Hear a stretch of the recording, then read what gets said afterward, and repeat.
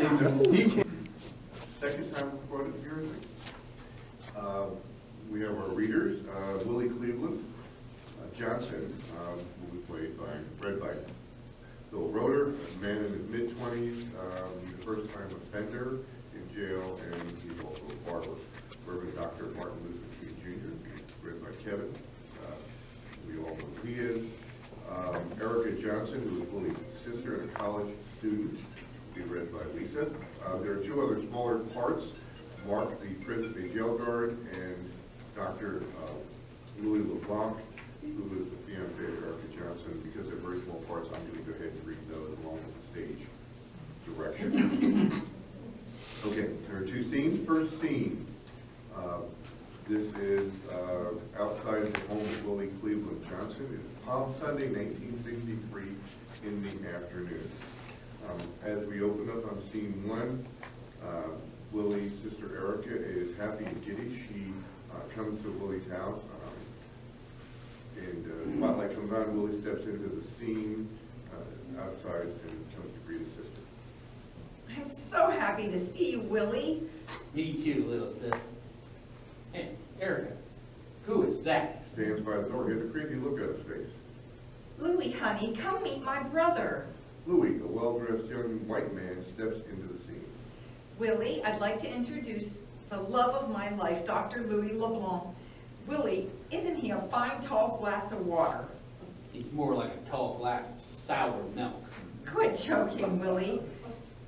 To Willie, she says. Willie is the comedian of the family. There's nothing funny here, Erica. He's a white man, and you are a colored woman. You are not in California or that liberal school, Berkeley. This is Birmingham, Alabama. Excuse me, Willie, we are going to see Mom and Dad. Willie blocks the door. Erica, you can come in, but he can't. This is Dad's house, and he won't like this. I don't like it either. This is Mom's house, too. You are acting like a Black Bull Connor. Are you accusing me of being racist? If the shoe fits, wear it. There is no difference between black racism and white racism. Oh, yes, there is. No, there isn't. Yes, there is. Okay, brother, I'm all ears. White people are the oppressors, and black people are the oppressed. So, two wrongs make a right? Like depriving oxygen from a fire. What? You get rid of white racism, and black racism will quickly follow. Wow, that's an interesting point of view. Please, honey, you're not helping the situation. Have you forgotten how many of our relatives have been lynched, raped, or killed by Louis' people? How many of us have been helped by them? Some taught us to read, gave us land, paid our college costs, or were a part of the Underground Railroad. Matter of fact, my forefathers were not slave owners. They were abolitionists. My great-grandfather's church was a part of the Underground Railroad. So, what do you want? A cookie? Sis, you bringing them to our house is like a Jew bringing a Nazi to a Jewish bar mitzvah. Have you lost your liberal, educated mind? You better get some history. You better get you some love. I have love for my race, my family, and for the way this country should be, not what it is now. If we hold on to hate, though justified, this country will never heal. We'll be too busy hating each other. You don't understand. Louis loves me. Yeah? Until someone convinces him that it's better to do with his own. He's not from here. He's Canadian. This is going nowhere. Honey, it would be better if I wait for you in the car. He kisses Erica on the cheek. Nice meeting you, Mr. Johnson. I can't say the same. I hope I never see the likes of you again. He exits the scene. Brother, you are embarrassing me. Why? You remember that picture show we saw? What picture show? I passed for white. A black girl passed for white, and married a racist white man who rejected her when he found out she was really a black person. This is different. Louis knows I am black. Sis, if the bird and the fish are in love with each other, where will they live? What in the world does that mean? People from different worlds do not belong together. They have no chance to make it, like you and that white man. That's how I feel, and I know Father feels the same way. Erica starts walking towards the door. Willie, I love him. Falling in love with someone of the opposite sex is normal. But falling in love with someone of the opposite race is crazy. Then to take a road trip from California to Birmingham, Alabama, that's just flat out dangerous. You are my big brother. I always looked up to you and I always will. The whole world, black, white, and the law will be against us. So will Dad, and so will I. Family is the only sanctuary in this terrible storm of confusion. I thought you knew that. Erica exits, passing Willie and who is going into the house. Lights go down. Scene 2. Easter Sunday, Birmingham jail. The light comes up on Dr. King. He is at one side of the cell, speaking to himself. Oh, Lord, what have I done? Am I doing the right thing? Seems like my adversaries are mounting a war against our civil rights protests. Will my organization fall apart? How much longer will this last? The guard brings Willie to the cell. He places Willie in the cell and locks the door. He says, "Place your arms outside so I can remove your cuffs." Willie complies. By the way, happy Easter, guard exits. Hey, I know who you are. My home was already bombed because of this bus boycott. Luckily, no one got hurt. I don't know if my family is really safe. Everything is happening so fast. I'm talking to you, sir. I wonder, will the finance and the infrastructure last? There's so much pressure and so little time. I know the darkest hour is just before the day. That's what they say. Excuse me, sir. I'm praying to you, Lord. What should I do? You are the famous Dr. King. Yes, sir, it is I.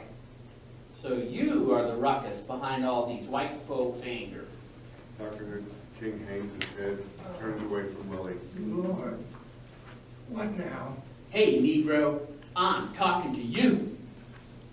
I will not show him fear. I will show him only interest. Dr. King stands in silence with a poker face and turns towards Willie. Looks like if you are not in front of a pulpit or a TV camera, you ain't squat. He folds his arms and maintains a piercing stare at Dr. King, who remains motionless and silent. Go on. Remain silent, if that's what you choose to be. I'm not going away. Dr. King turns his back towards Willie and looks down at the floor. Willie starts pacing. Oh, forget this, Negro. Why am I yelling at you? You are the Reverend Dr. Martin Luther King, Jr. An argument with you would be futile and pointless. He walks away from Dr. King. Lord, don't I have enough to bear? There's no honor in picking a fight with a man whose philosophy is not to fight back, regardless of the cost socially or physically. There's no victory or excuse. My mind is advising me not to engage with you. Why, my brother? Why are you so angry?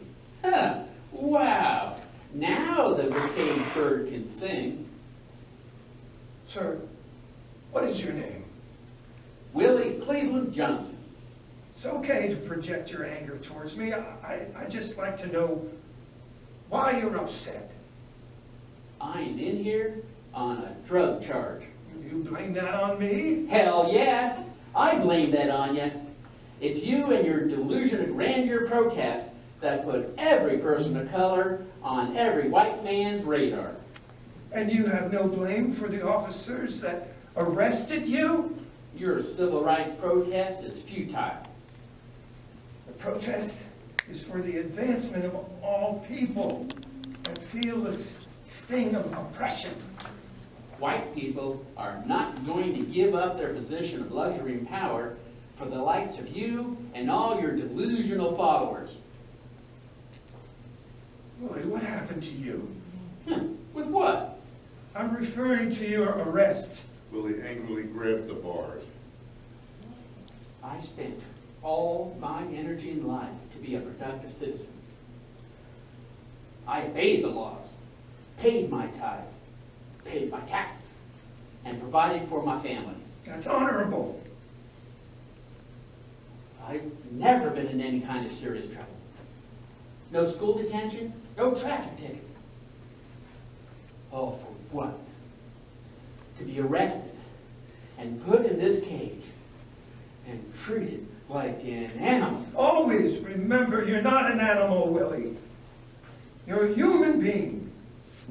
Animal or not, I can't even go to the bathroom without permission. I'd like to know what happened to you. With what? Your arrest. Tell me your story. I'm a barber. I rent a chair at Willie Park's barber shop. I know Willie and Rosa Parks. On the way home tonight, I was pounced on by Birmingham's finest. They searched my car without my permission, and lo and behold, a joint magically appeared in the officer's hand. I assume you don't smoke or drink. That's right, I don't. And I don't even hang around with people that do. I admire your stewardship. I asked the officer, "Sir, why are you doing this?" He said, "You could thank Dr. King for going to jail tonight." My entire income for that day was taken as drug money evidence. He stamps his foot. Willie, I'm sorry for your unfortunate event. Sorry. You sure are sorry. No one asked you people to speak for us. Everything was not perfect, but it was tolerable. Equal opportunity means nothing if you are hungry and have nothing to eat. You never even considered it may change nothing. Willie, excuse me. I'm intrigued. You speak with such intellect and knowledge. I find you highly impressive. What school did you go to? I graduated from Tuskegee Institute, Tuskegee, Alabama. What was your degree in? Agriculture and management. You chose to be a barber as a backup career? I was a barber before I went to Tuskegee University. It was a good side job that turned out to be permanent. Since there are no black firms and white firms, well, you know how that went. Another stain of Jim Crow society. It's okay, Willie. I'm afraid too. Who said I'm afraid? You did in so many words. What am I afraid of? The undiscovered country. The undiscovered country? What on earth is that? The future of what America is supposed to be. What America should be and what it will be. There's always strong resistance to change, for no prevail. Freedom will reign. Wow. Willie Wow. claps his hands. That's very clever. Well, that sounds pretty good. Pretty smart. You are smart, like everyone says. Everyone is smart in their own way. Since you are so smart, answer me this. If the bird and the fish were in love with each other, where would they live? Oh, I've heard that before. Seems like something I remember. I ask you a riddle. I promise, if you have an answer, I will go to the other side of this cell and leave you alone. The only place they could live is in their dreams. I'm referring to something real, not fictional. Dreams! They're the foundation and the spark of all that is fact. Before it becomes real, it was first a dream, like the good book says. What the mind can conceive can be achieved. I know, in my mind, what I want America and her system to really be. Right now, that is a dream. But in the future, it will be real. That is the essence of the movement to strategically purge the Jim Crow laws out of this system. So that America can bring forth a true dream that will serve all her people. You can only wish. Young man, faith without works is dead. Willie stares at him open mouthed. He holds onto the bars and looks down, and he turns slowly and goes to sit down. Willie, hey, are you all right? No, sir. What's wrong? Your words just paralyzed me. Your answer made me understand something I couldn't before. I'm listening. I'm regretting something I did. You're making me remember the things I said and the people I hurt, especially my little sister. She recently came home to visit, and I asked her that same riddle. What happened? Last Sunday, my sister came to visit with her fiancé from California. I haven't seen her in 2 years. What should have been a wonderful visit turned out to be a broken hallelujah. He didn't measure up. He did measure up. He's an established medical doctor. But something bothered you a lot about him. What? Was he a white man? Sadly, yes. He and your sister drove here to Birmingham? From California. That takes guts. Even a bus boycott takes guts. What happened after they arrived? You can guess what happened. There was a terrible fight, and the reunion was worse. Nothing went right. The only person on her side was our mother. Mothers are the glue that keep a family together. It would probably be a better place if mothers oversaw the world. You're right. I can't argue with that. The thing you said about the bird and the fish educated and enlightened me.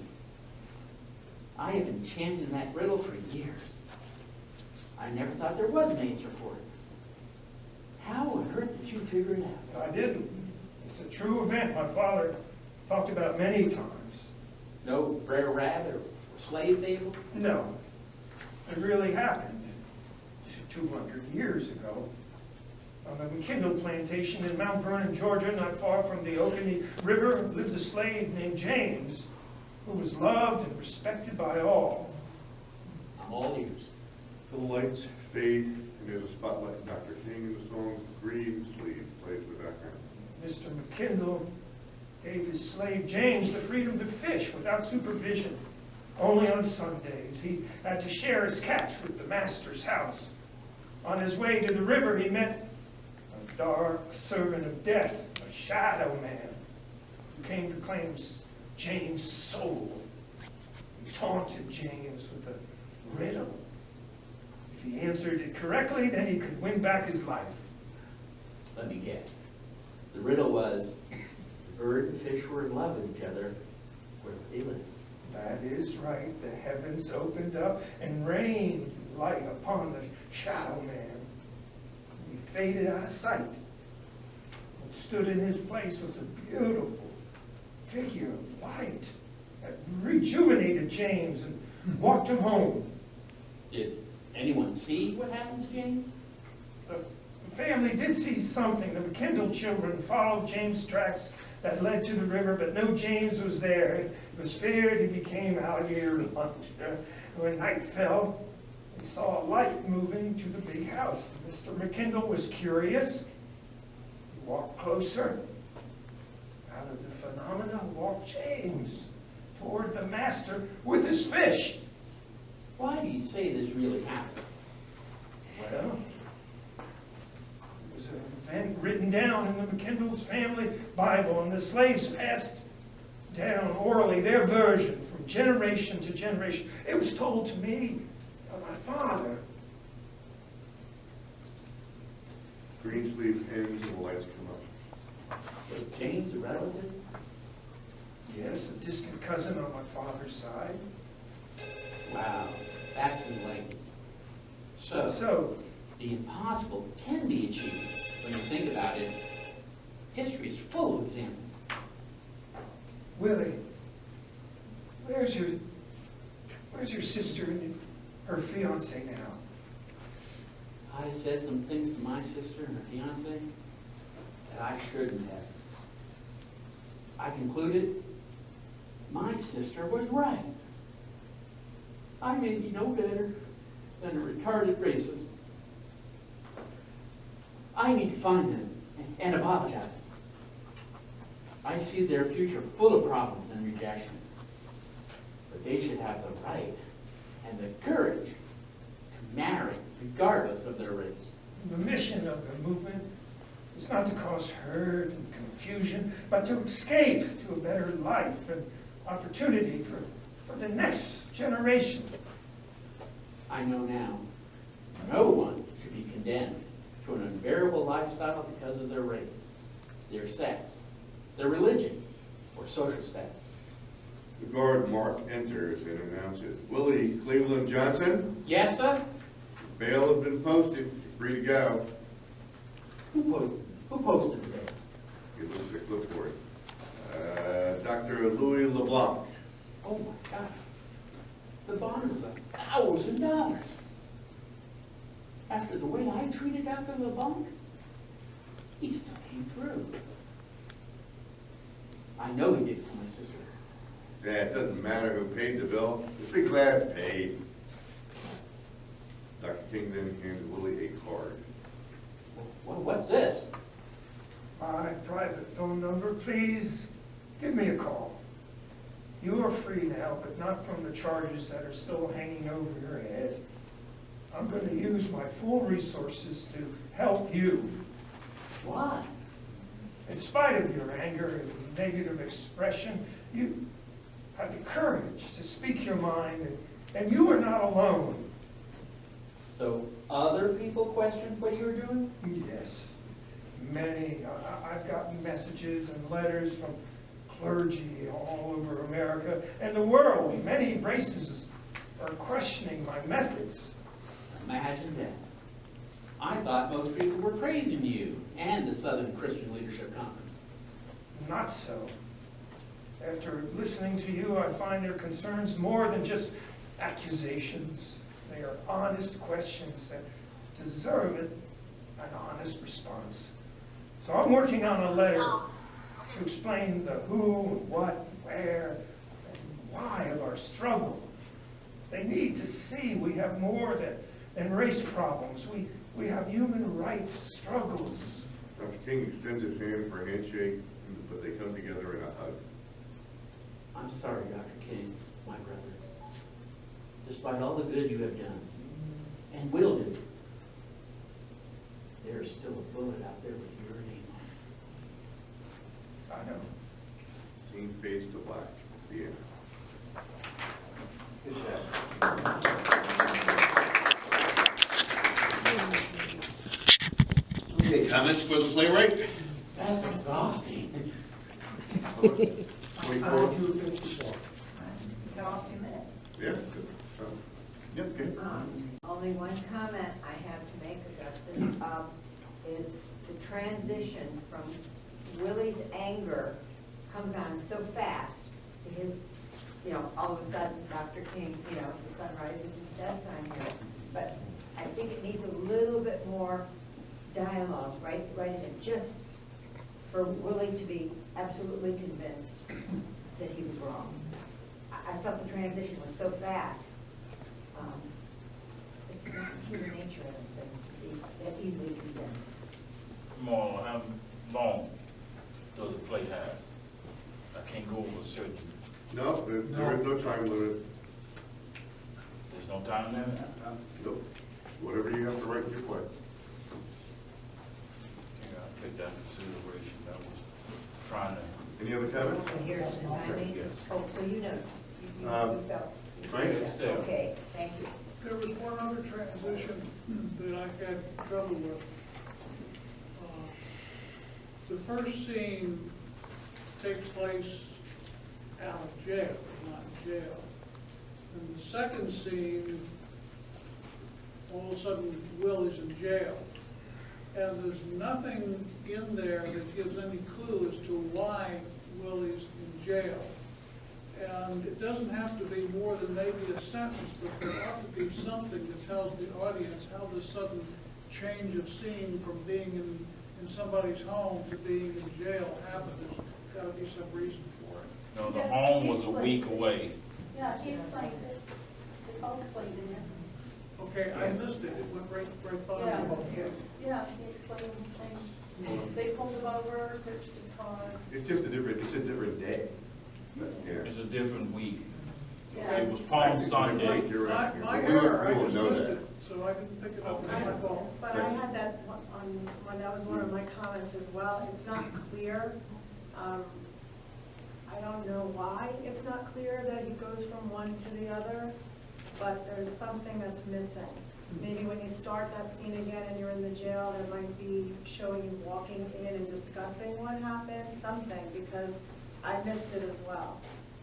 Then I can put in a narration a week later in Right. Birmingham jail, Easter Well, Sunday, now, because you the gotta be first careful. day was You don't Palm want to put Sunday. you don't want to put a narrator in there unless you need it.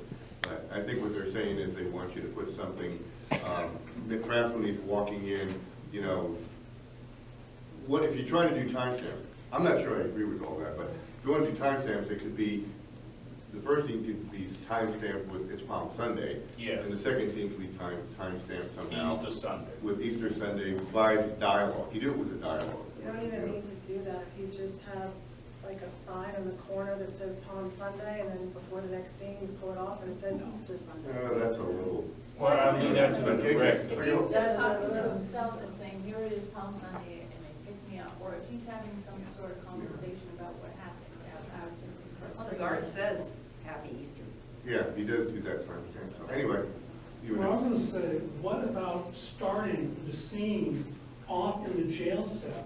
And then when he gets to, nobody No, gets. because that's where he started. That's where he started, he just switched it. Oh, that was right now. Yeah. Based on comments When from you, this when you group. get to the point about the sister coming for the visit, do that like as a flashback. That was, And that was the That previous was- version. That was the version, but, Oh, one everybody comment didn't like came it. from the playwright. but I think that would, answer You do a it. lot of questions that they certainly might, could. and people are missing this time. Well, that could be rearranged, only did that because I think Jan said, how would it be better if the scene was in the front? So I tried that, but it can be rearranged. It's like a jigsaw puzzle, not a jigsaw puzzle, like. Remember, these are all merely suggestions. The playwright gets to make these decisions, Chaplain. I believe that you have enough dialogue. And it seems to me there could be a great opportunity. And you could do it through a video that shows basically what's happening in Birmingham. All right? And shows people, there has to be some content to what's happening in Birmingham. Too many people are too young to know what was going on. And there's not enough action. It's a great conversation, but there's gotta be something that makes you sit up and go, oh, that's what it is. He's a little too calm about being arrested, right? It's like, it happens every day, but we need to see some sort of pow about what the times were like. Yeah, so that was the other thing, is that I actually thought that it was a little bit too long, the discussion. And if you're talking about a video or something and you want to show the anger and the rise of that, you know, they can even hear it over the radio, like, because in jail, they're allowed to hear a newscast, right? So there could be a break in their conversation, you hear a newscast about what's going on in the streets, and there'd be sound effects, you know, of sirens and whatever. Cut the radio cast, and it's back to you guys talking again. It's That's just something that is Reproduction. That's a Well, it would also be written, it could be written by a writer if they wanted that, but I did have a couple other little things. It is repetitive to say Jewish bar mitzvah. A bar mitzvah is Jewish no matter how you look at it. So that's one thing. Wait, but will they know about the Jewish bar mitzvah? It's college He was education. educated. And yourself?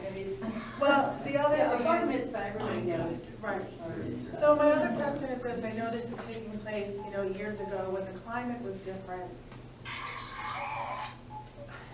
But to say, to fall in love with the opposite sex is normal, kind of hits a nerve for today's climate receiving the information. And I know you can't take that in, this is up to you.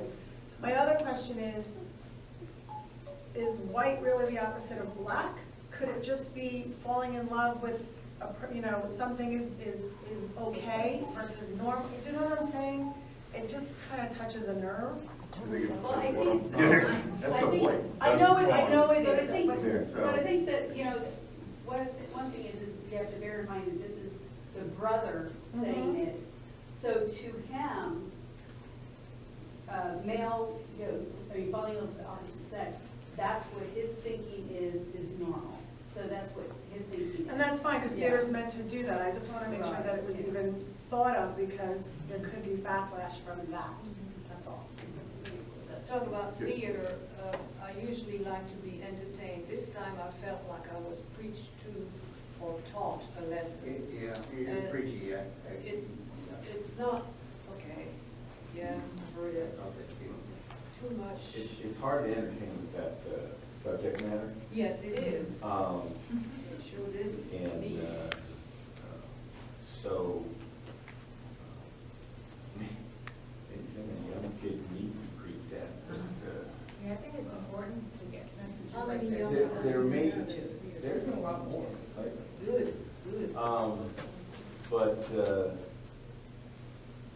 you're a good enough writer that you could probably just change the attitude that it doesn't seem preachy. Yeah. It entertains, but it's getting the same point across. But Don't know how. Well, it's hard on that subject matter not to preach at somebody who, especially some people in the audience, like I said, will have absolutely no idea what you're talking about. The preaching, I think, comes out, and we've talked about this before, with the longer soliloquies. Those make it preachy. And you've done a good job of cutting some of those down, you really have. But if you can cut some of those down into more conversational bites, you can get the same message, but not be preachy. And that's hard, that's hard. And that But might, that's what. that might solve your transition too. It's kind of a give and take between Willie and Dr. King. Because if it's a give and take, then that's how you can see the transition of Willie over to, well, maybe I would, sure. But at the same time, not seem preachy. But everything you say has to be said. Yeah, I think so. And that transition, and you guys talked about it before, is actually much better than it was in the other version. We do see more. You may need a little more to see the full transition, but you did do a better job of that. Who was over here? You? I disagree with the concept that you can't handle that kind of material in a way that's entertaining.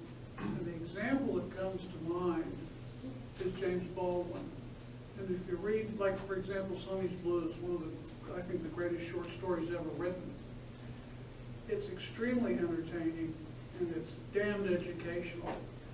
And there isn't, it's difficult, and that's a challenge. For good writers, it's a challenge, but it's not something that can't be done.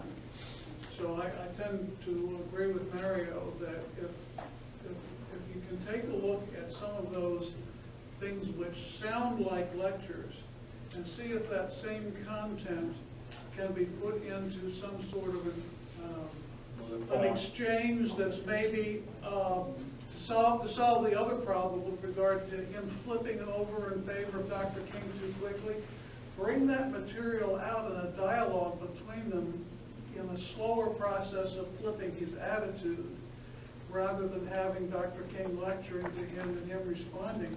Maybe in the course of that brief dialogue, he can develop some of those attitudes himself, and Dr. King can supply others as part of a conversation where his attitude is changing.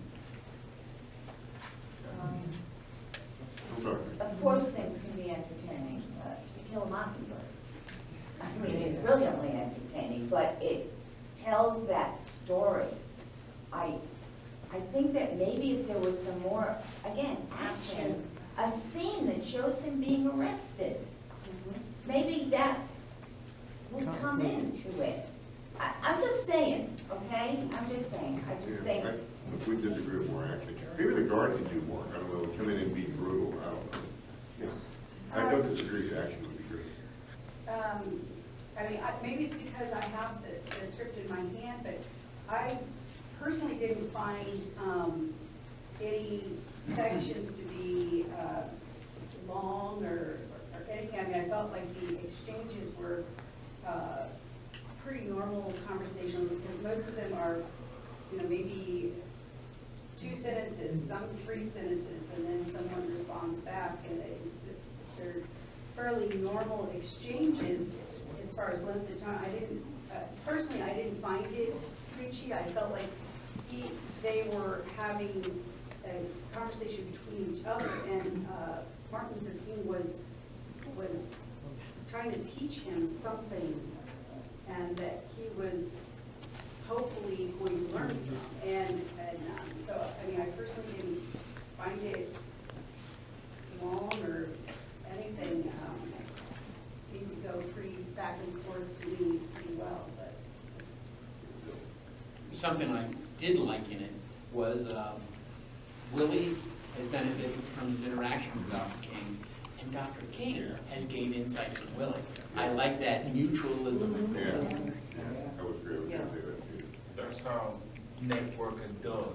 People doesn't see everything. I think my father, he said, yeah, one person doesn't know everything. And I wouldn't say damn, but it's like, damn you, you know, all because of you, I'm here in jail, separated from my family. There should be more anger. He's just kind of, well, here I am. That would be a director. Yeah, I use that to the director and the creativity with the actors. He's talking, I'm talking to you, I'm talking to you. Actually, if there's no other comments, I will remind you again how this works. So there's yes, that means the play is ready to be produced, and there's 2 things, as is or with minor changes, that means it doesn't come back. Yes with rewrite means it's got to come back here to be reread. No means don't ever talk to us again. Don't ever talk to I us do have again. one question. Sorry, Mario. I do have one question. Uh-huh. I didn't hear the previous version, but does Willie ever get to tie up his loose ends with his sister? Do they ever reunite? He gets to share with his sister how he's turned the corner? Not, he's going to. I think that's the fourth. That would be a nice I just addition. think, you know, maybe she heard he was in jail and then he's been released. And even if it's a phone conversation with her on one side of the stage and him on the other. The whatever it is. fiance paid the bond. Oh, so if the fiance paid the bond, then there's a reason for them to then, thank you. Yes. Right, even if you didn't pay the bond, let me tell you about my experience, and it's just more of, you know, I'm sorry, and I love you, and I just want something. Anybody need a pencil? Yeah. I don't know, the audience likes to see the love, it's always, what about the love, what are we fighting for? And their 2 characters are fighting for the love of their sibling relationship. Some form of makeup, I think yeah. that would be a nice. He still loves his sister. Right, so you need to show that. If they were fighting for the love that they had as a brother and sister, basically you made it go away, but it never came back. That's true. Maybe even if the guard can say your sister's here, but Dr. So-and-so paid the bill. Right, and then you could, just That's a line good. like, now I can tell my sister what I've learned and how I feel, or something, whatever the words are in the right. That's a easy, good rewrite. Right, just something to bring back that, because it's always, what about the love and what are we fighting for? Like I said, their relationship shows they're fighting for something, but then it just goes away. That would be a good addition to just a little bit at the end. your sister is here, but Oh, yeah. Dr. Vaughn paid the bill. You can say something like, oh, good, I want to talk to her. Yeah. I need to talk to her. Something simple like that. This is tag. Or it'd be real simple just to say, well, the doctor paid the bill, your sister's here to pick you up. That's all it needs. Yeah, just that final tag. We'd show the affection.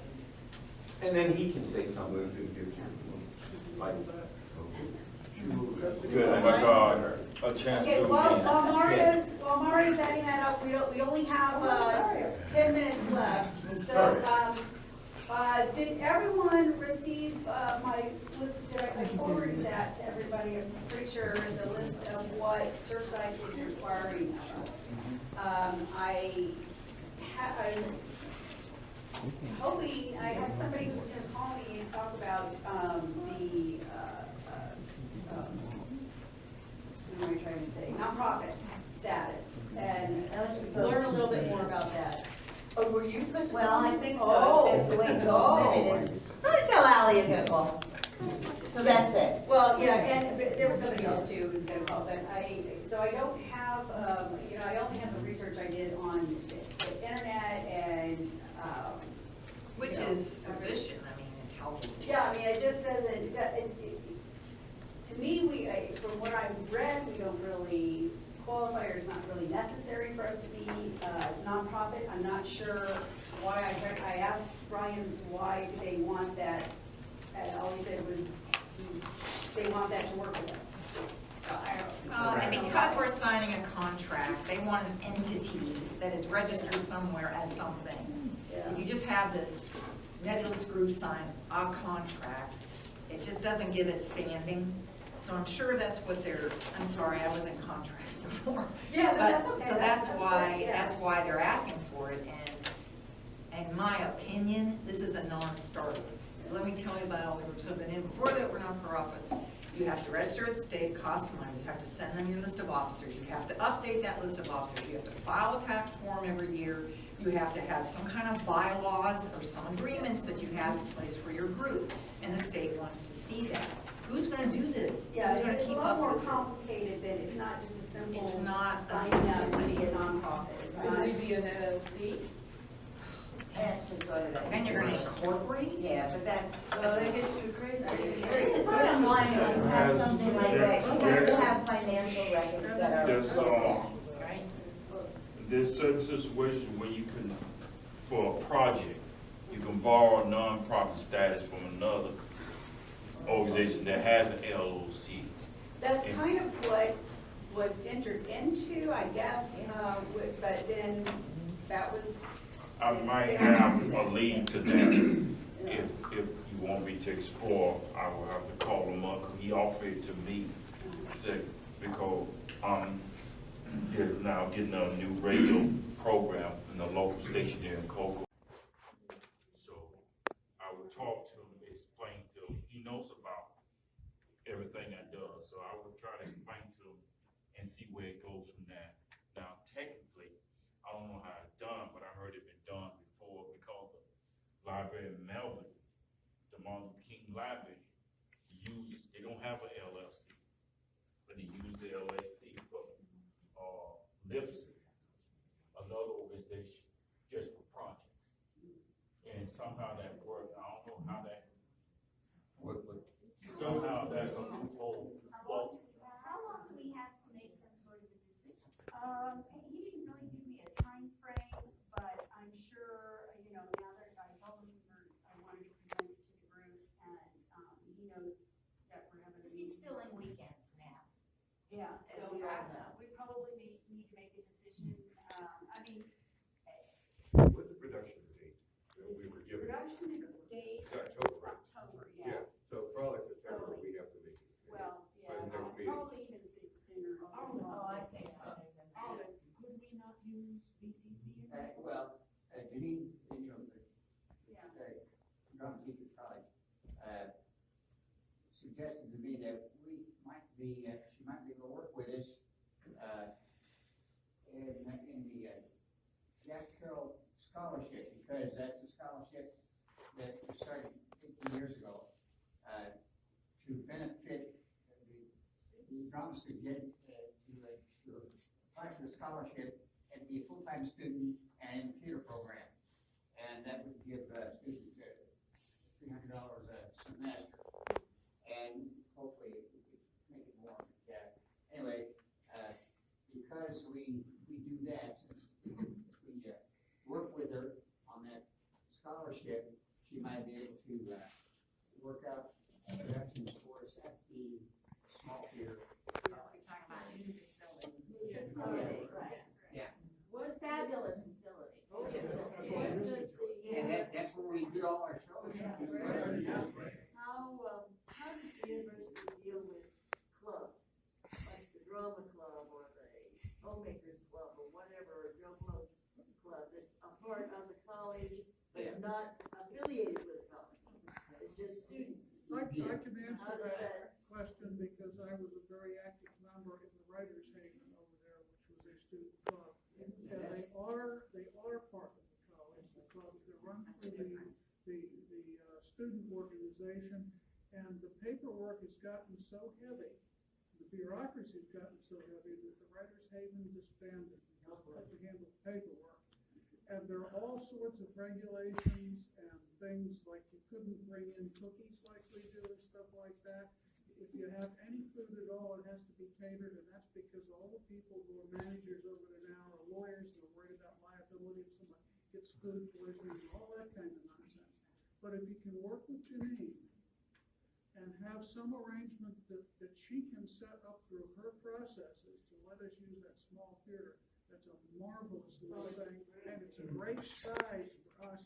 The size of the seating matches the size of our audiences, so instead of an empty big theater, we'll have a full house and a small theater. Yeah, we had several weekends where we used to sell out. We had to turn people away when we used to be up there before. Would it be ironic, the Louvre, we started there and going back And if there. I can make one more comment, for a contract, a legally binding contract, you sign the Surfside, which is a big one, you have to have a legally cognitive entity, whether it's a single person or a corporation, which is a legal person, who is willing to sign and accept the liability for whatever responsibilities our side of it has, including paying whatever the money is that's at the end.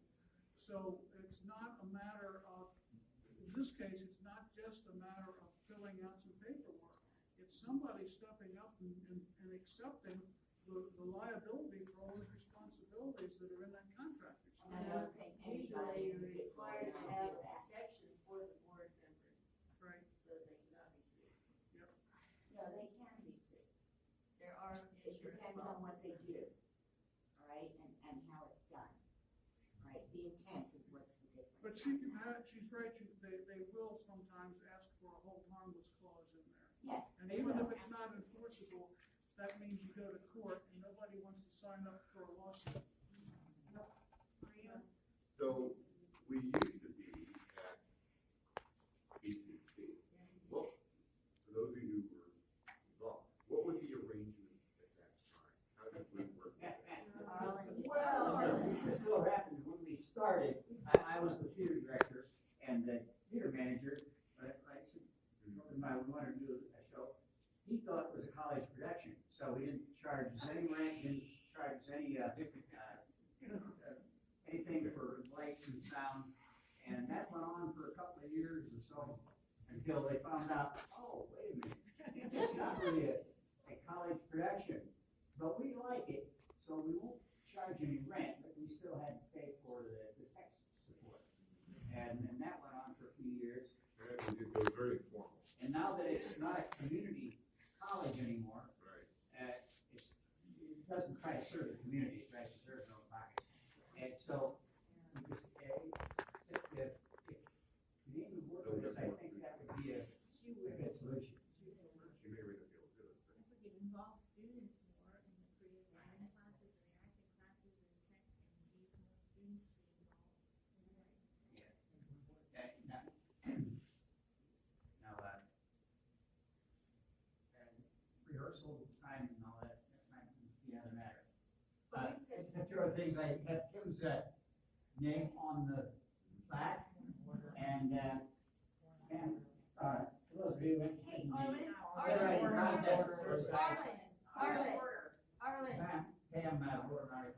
Arlen, hold on just a second.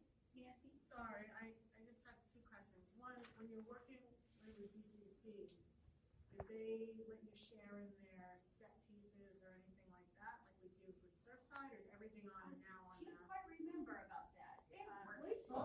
The production's Yeah, when I was doing, we do whatever we want.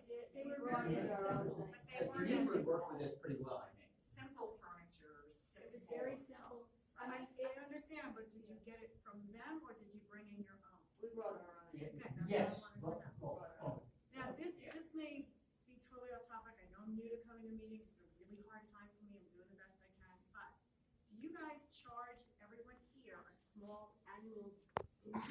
As of right now, we don't. It has been, the subject has been broached before, but we don't at this time. Maybe because that might help offset with maybe some marketing And attempts, then becomes another or, issue. oh, really? If you have membership fees. Membership number will drop. For $10 a I year? won anyway. What'd he say? He said, I won. anyway. Dude. I was just curious, because you're talking about advertising and all these things, and they cost money, you can't always work on, freebies or goodwill, right? I mean, you can do exchanges, like, if someone comes from Surfside with their ticket to a show, maybe a local restaurant will